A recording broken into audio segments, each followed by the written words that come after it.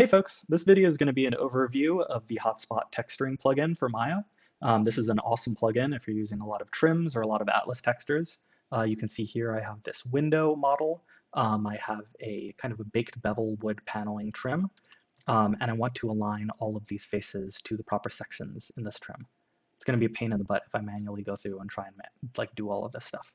So instead with this plugin, you can go through, once you've kind of created your Hotspots file, you can click on layout faces and boom, everything is properly laid out to the nearest section, and everything kind of just works.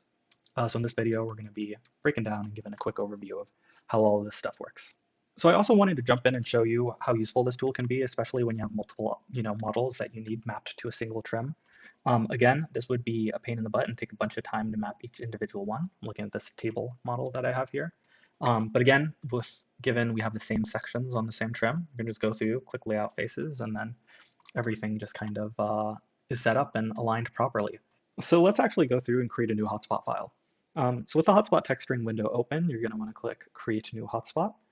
Now you're going to want to navigate to a folder where you have the certain texture that you want to load in.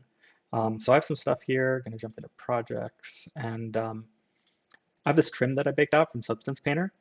I actually like to use the normal file, mainly because it makes the kind of edges much easier to see.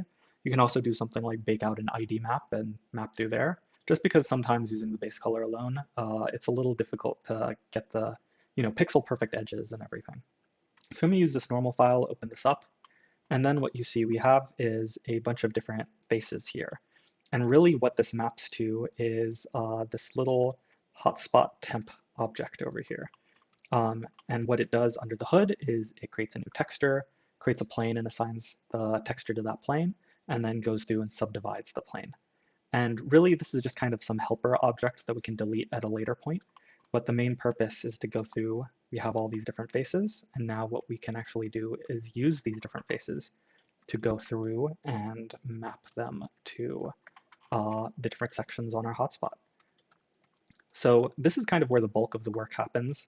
It's in this very initial setup where you go through and you kind of create all of these different little sections via the faces that we have here. So I'm going to spend a little bit of time doing this. And pro tip, if you hold down V, you can snap to certain UV points. If you hold down X, you snap to the grid. So if your kind of trim is grid-based and aligns on the grid perfectly, that's great. If not, maybe it's a little bit of extra work, like you can see me doing here.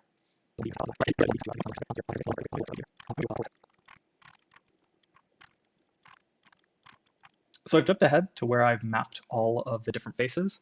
I actually went through and saved this as well. You want to make sure that after you finish mapping, you save. Select all your faces and then save.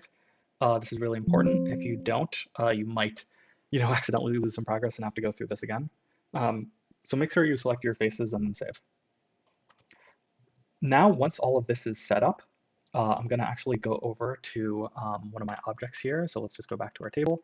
I am going to go through, let's just move these back out of the way, right? So we have our UV toolkit. Let's just lay out, boom, now everything is out of order.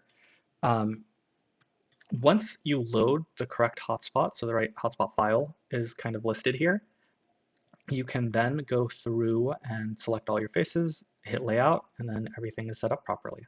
And yeah, so once that's all mapped out, then you're kind of good to go. You can do this for all your other files as well. You can go through and load up a separate trim if you created one, and kind of manage everything via this hotspot texturing window. So that's a brief overview of how this plugin works, and hope you find it useful in some of the work you do.